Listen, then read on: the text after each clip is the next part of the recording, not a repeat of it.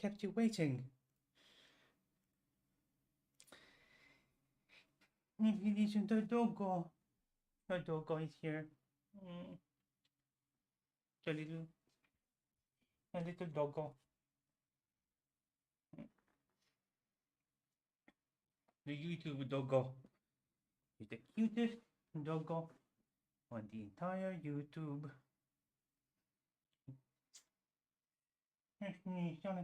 Ihon in pieni koira.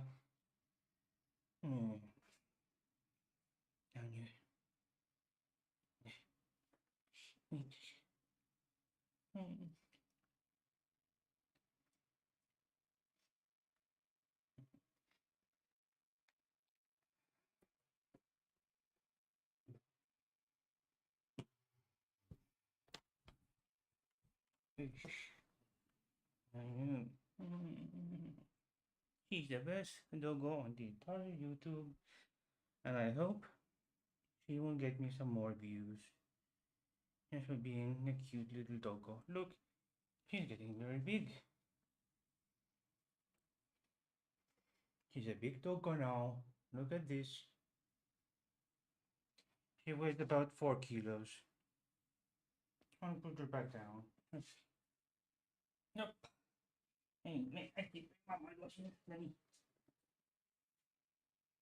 I hope she gets me some more views. My views are, going down. Again, I had it went high up because I did the warning. Oh, she went down there. She's sitting that very nearby. Misha, what was you know about? Hey Betty. Hey Betty's here. What was you know? Oh and today's beer is Brown Leffe.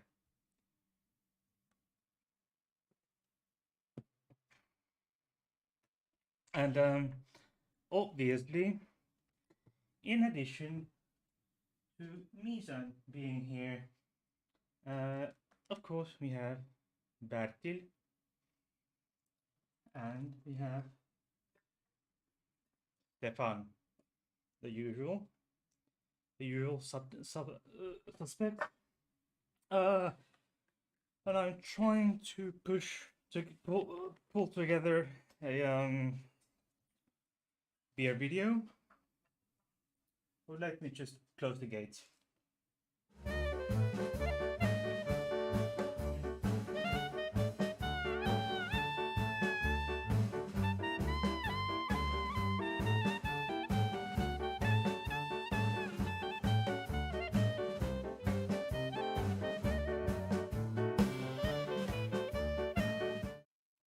So, I'm trying to pull together a beer video this weekend, and as you may have noticed, my usual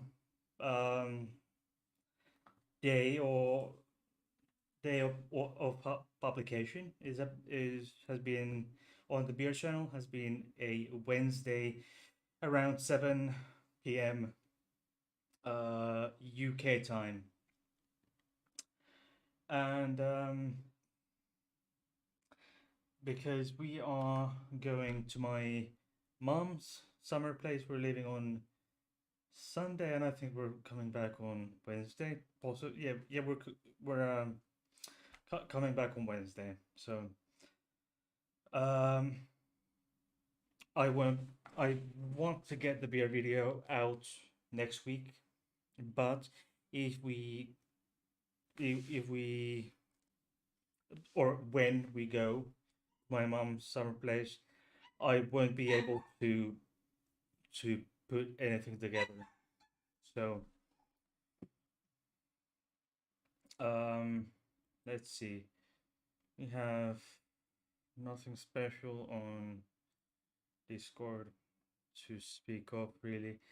By the way, I had several new copyright ID claims on my Eurovision live stream, and the weirdest thing is that I had I made I got I showed a bit of um, hard rock hallelujah by Lordi from the 2006 Eurovision Song Contest. Um, and the claimants, let me get it for you. We, which was it? Where the fuck do I get YouTube? There. Um, it was Warner, um, Warner Music Group, BMG Rights Management Europe, GmbH, etc. They made a claim, a copyright claim on the video on Hard Rock Hallelujah, but they made a false claim. They claimed copyright for that the copyrighted material, in their opinion, in this particular video, was Hard Rock Hallelujah featuring Burger Lars Dietrich, which is I think German artist, but that is not the content in the video. Because how do I know this? Because the Hard Rock Hallelujah featuring Mr. Lars Dietrich is a single, never performed never performed live, recorded, and it was recorded in 2022, and all profits go to help civilians in Ukraine. So it was a false claim, and they took they I went for the light route. I have no idea what the terms are in English. Just a moment.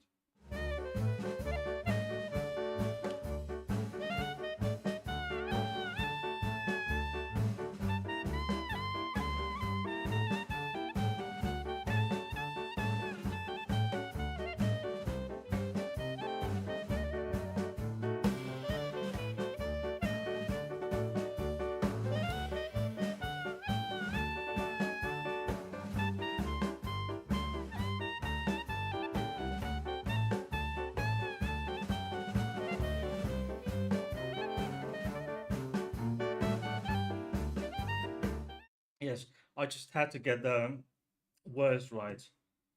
Um, First, I disputed the claim, and then it was reinstated. It took them almost a month, it took them 3.5 weeks to take it up and to handle it. After 3.5 weeks, they reinstated the claim.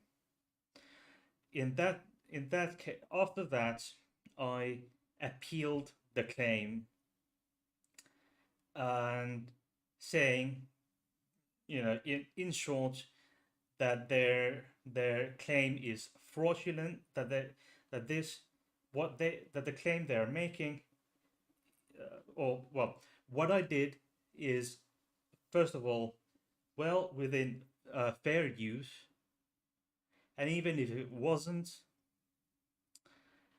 the claim they are making is fraudulent because the content they are claiming copyright to is not even in this video. I did not use the video that they are trying to, or the music or video that I tried to, that I used in my video. So I mildly threatened them with a lawyer, and that it was saying that it was fraudulent, and I mildly threatened them with a lawyer if they don't take it down. And it took them an hour to take. It took them literally 1 hour to take it down, to take down the contents ID claim.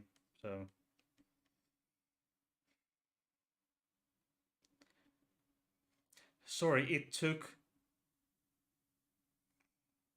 uh no, it took them less than half an hour.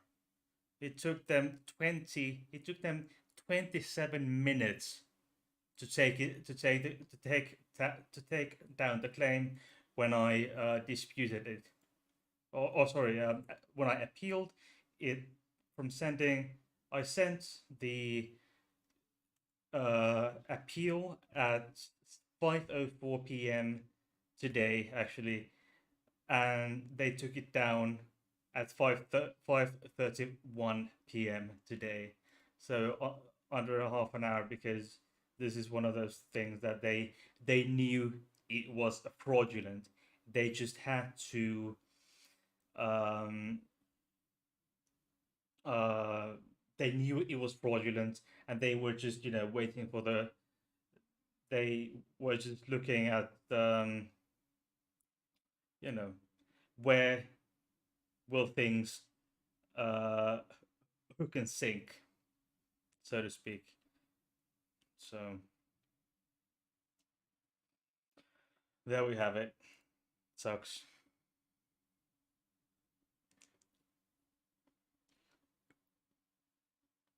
Oh, so we have Peter, Jens, Bowie, and Nimrod.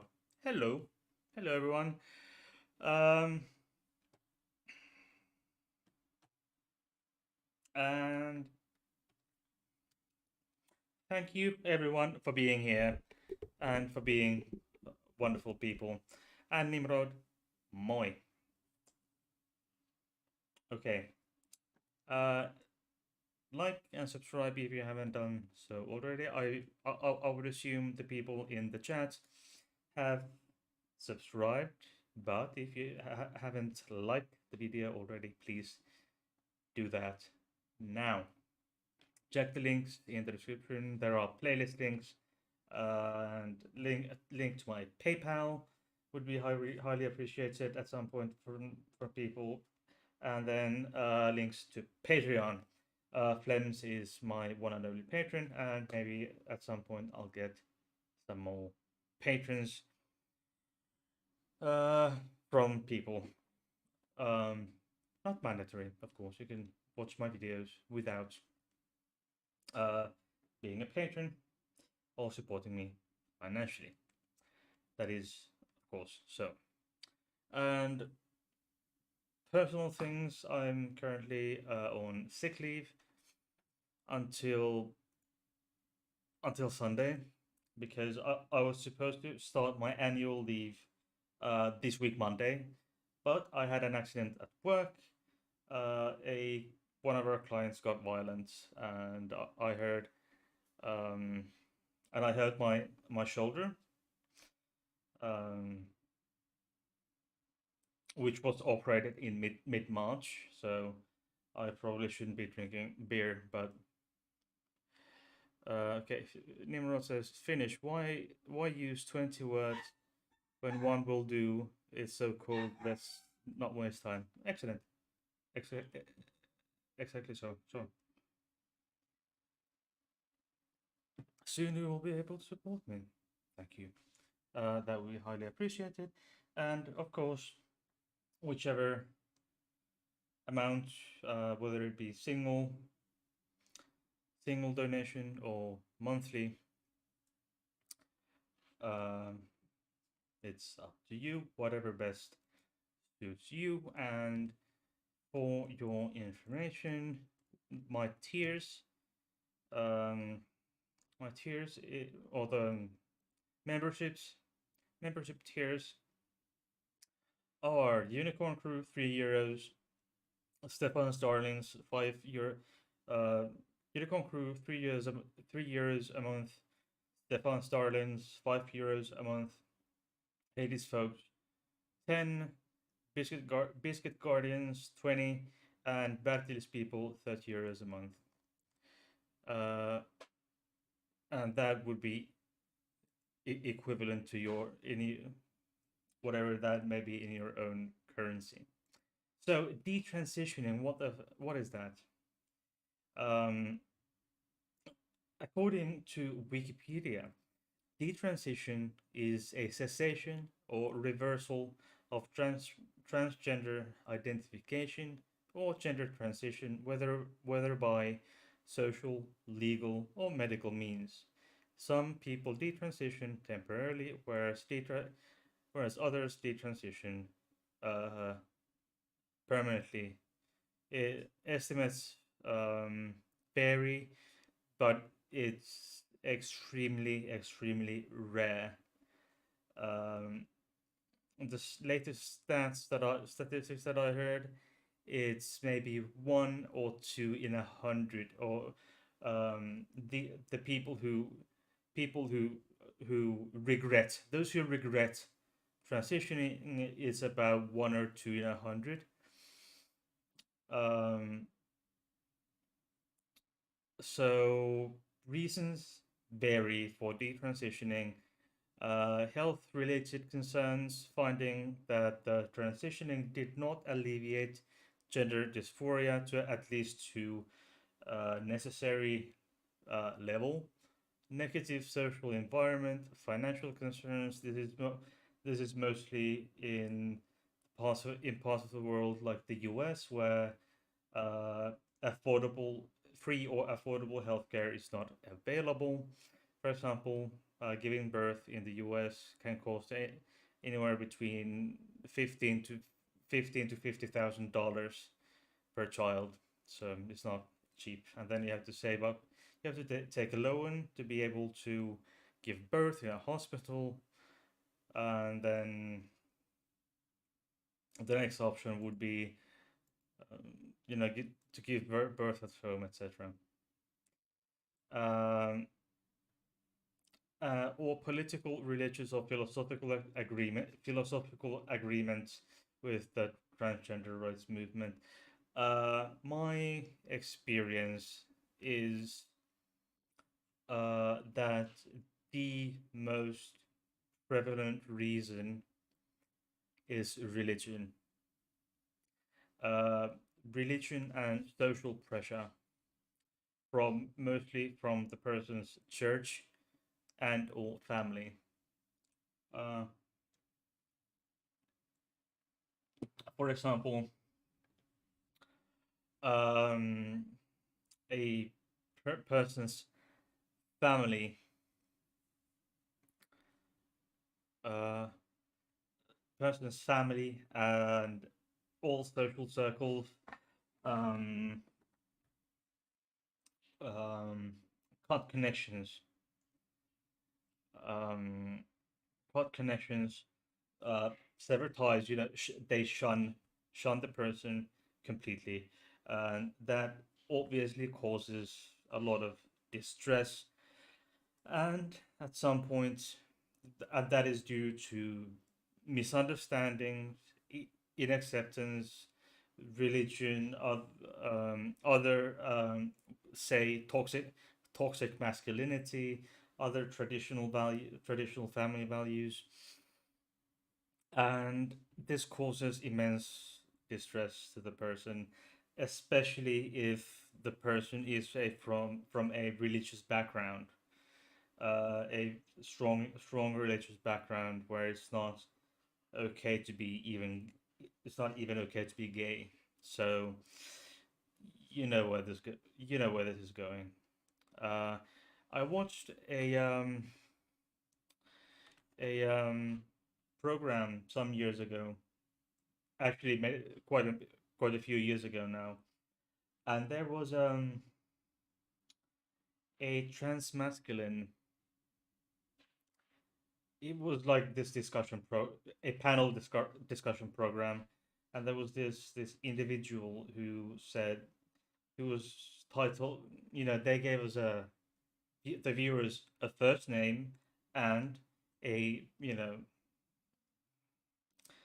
let's say, Jane Doe, reluctantly woman. So basically, the person was a trans masculine, and I understand that they had already started transitioning, but then opted out and decided to detransition. and this was due to religion. Their family happened to be strict Roman Catholic, and you know we all know how uh, what Roman Catholics, what the Holy See teaches about LGBTQ plus people and so forth. So this, let's call them Jane Doe. So Jane Doe said that they found that they read that they got a visit from a family member or a church worker or a priest and had a discussions with the priest or the whoever it was, and started reading the Bible again, which Jane Doe said they hadn't done in a while. And then Jane Doe said, "All right," and I quote, "And then I realized,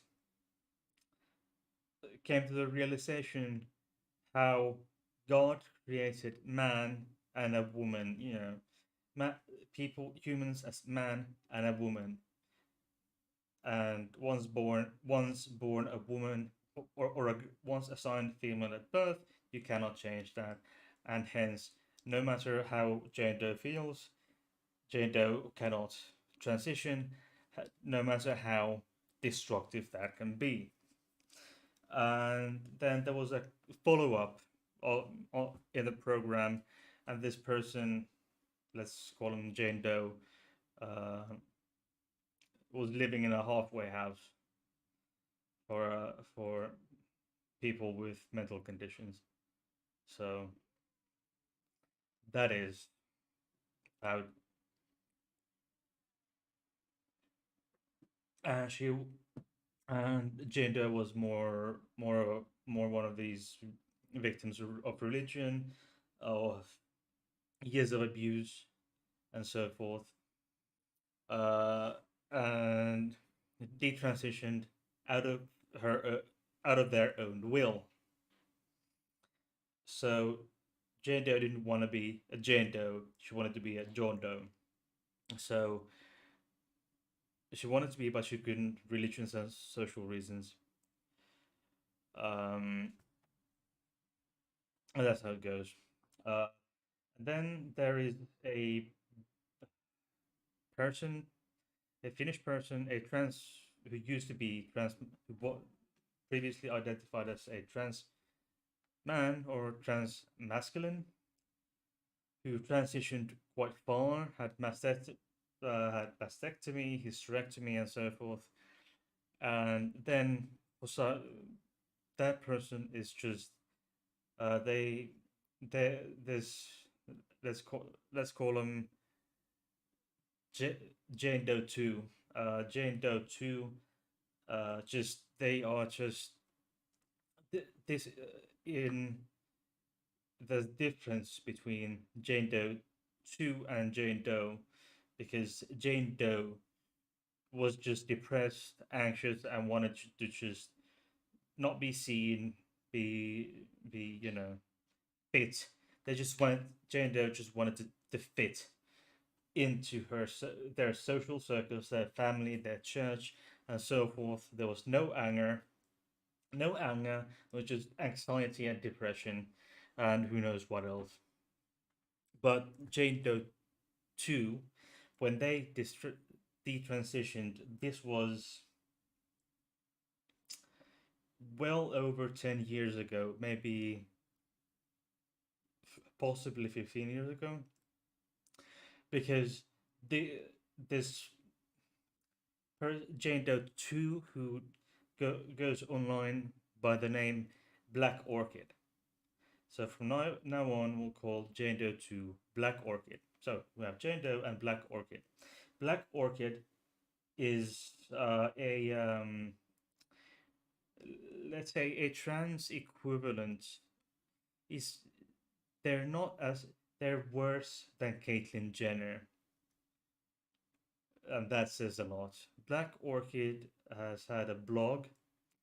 They've been writing a blog online that's in Finnish, so there's no use for me to start linking that. So my point here is that this person hates trans people, like they hate the LGBTQ plus people. They are, they hate. There's so much hate and bitterness. It's as if I don't know what Black Orchid's background is. I have no idea. And when I first came across Orchid's blog all those years ago, I I had to I thought that this had to be a troll or a trans hater, an incel, someone incel type person who's just basically trolling us, trolling people into thinking that Black Orchid is a ex trans, as they put it, and they Black Orchid has um is LGB people, not LGBT. Um, they're trans exclusive. They exclude trans people. Uh, so this person has had some damage done to them at some point in their lives. But because if not, because if this wasn't so, they wouldn't think that share beliefs with TERFs, with the likes of J.K. Rowling, for example, and they this Black Orchid things that the trans clinics that treat people in Finland, they're just they're just brain, and then SETA, which is the biggest pro LGBTQ plus human rights organization, whose services have been vitally important to myself and tens of thousands of others, are just brainwashing children. There is being empowering trans people and trans youth, trans minors, is basically child abuse and so forth. And they're just brainwashing children, teens, their parents, and so forth, the entire society.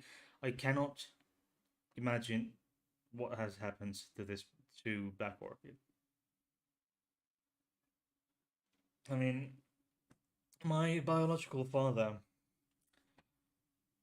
whom I haven't met or spoken to in 10 years, over 10 years, the, I saw him, the last time I saw him was maybe 20,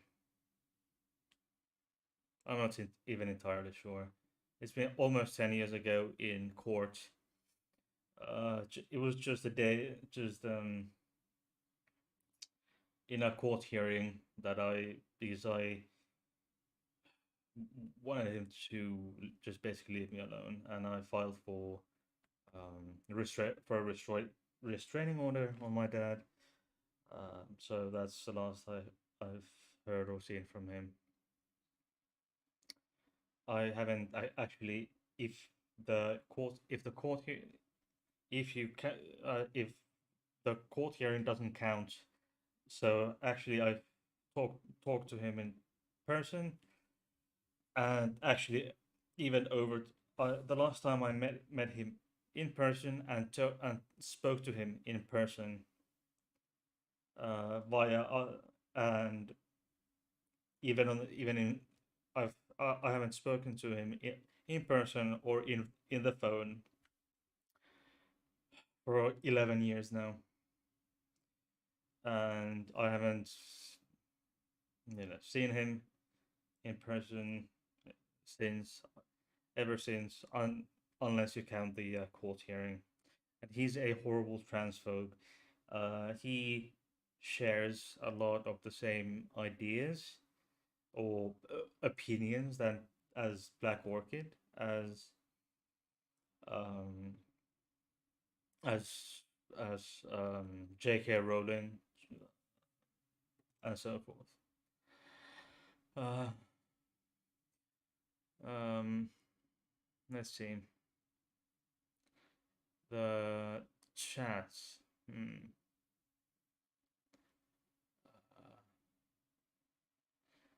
Um, Jens says response to Nimrod. It's similar in this neck of the woods. A complete conversation can be done in 4 words. Northern Swedish is not even a word. A full conversation is just a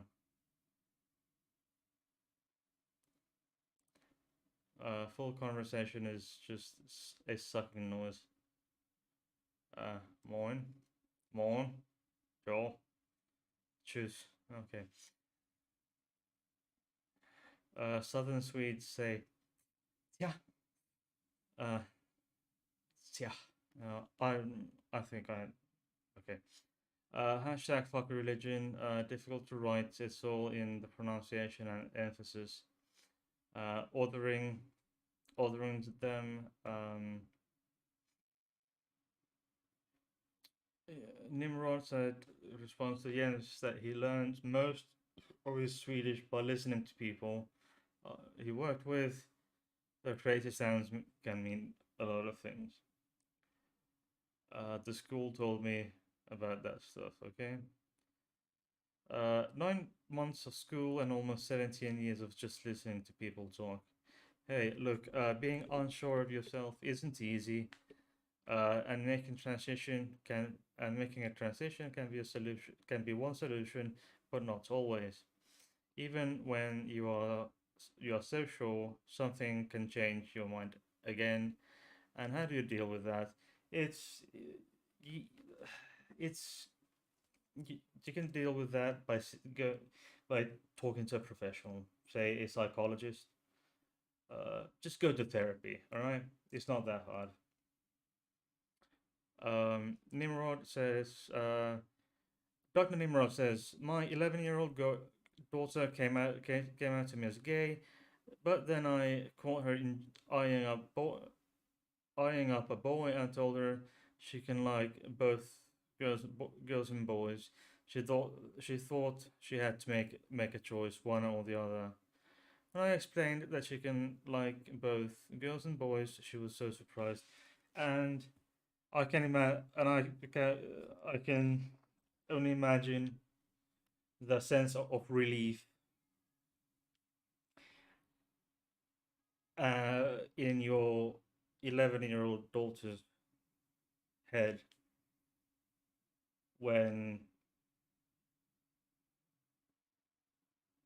she came to this realization, um, and there that world now and that now that the world makes sense again,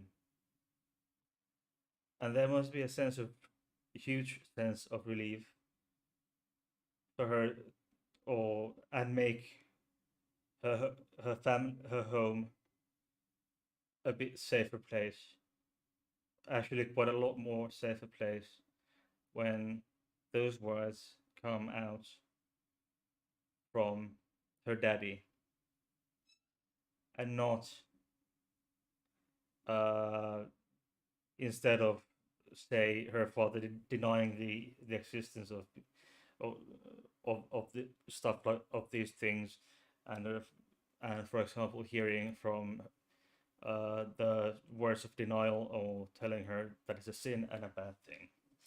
That you have made uh,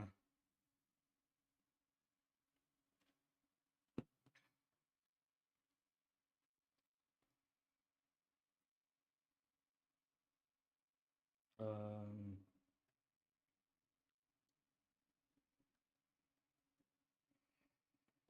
and Dad of the Year award goes to Nimrod. Thank Thank you for your service.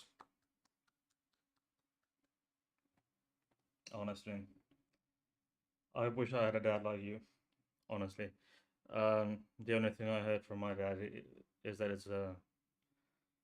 that I'm pretty more or less a monster and unnatural, a sinner, unnatural sinner, a monster, and so forth and so forth.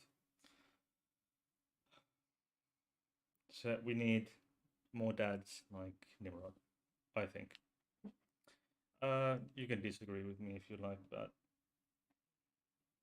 that's what I think. Anyway, detransitioning can also so this anyway detransitioning causes a lot of, shall we say, negative um, air in the community, and the cis cis women who are TERFs, cis women, cis female TERFs take. I mean, cis cis female TERFs, they benefit immensely of these detransitioners, if you want to call them that. So they, because they can use that as the propaganda. These especially these angry and bitter detransitioners, like this black orchid, they can use these poor people as their weapon. TERFs can use these angry, bitter detransitioners as a weapon, as a as a as an instrument of their propaganda, and that is very sad, in my opinion. So it's horrible, I think.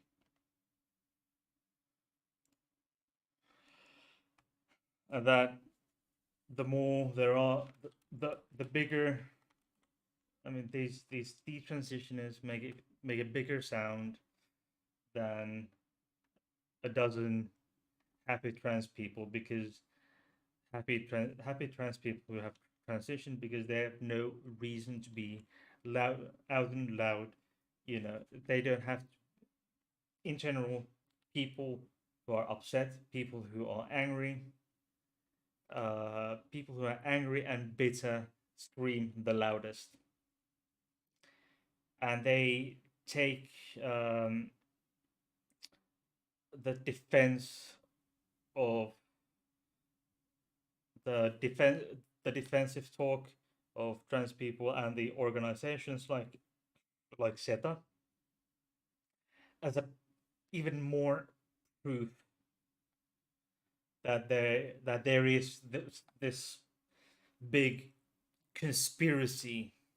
If they had, they wouldn't be on the defensive if they had nothing to hide and yada yada yada. So it's very sensitive topic, I think,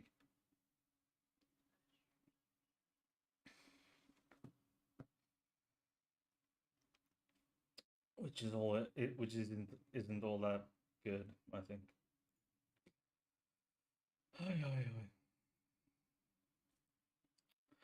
Nimrod says thank you, but I only care about her being happy, doing what she wants to do, telling me, telling me, me telling her she's wrong about how she feels is absurd.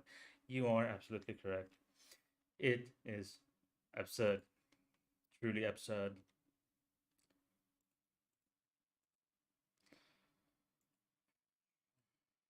Let's see, do we have any issues here on the studio side? No. Okay, so in the future weeks, there will be a few Fridays where I won't be doing um, well, I won't be able to do live because I will be working a lot of night shifts. So basically, I can't remember how my schedules go, but until next week Friday, I can do live, but the 2 last weeks of of August are not. I can't promise anything. They are either live live recording or no live recording or live show recorded episode or nothing at all. I'll let you know later on. I'll let you know later on. Dewey says conservatives are like glass figurines. They break every time they see something they don't understand. Precisely.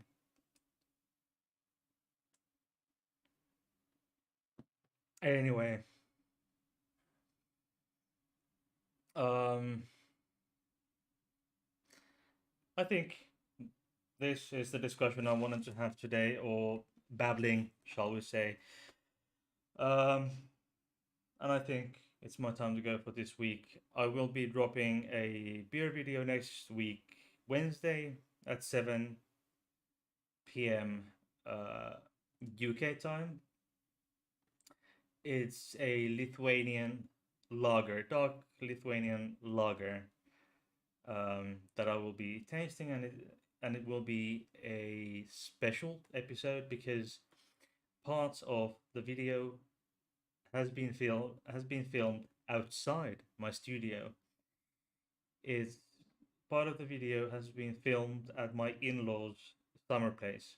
So it's a very special episode, and I will see you then and next Friday. Bye.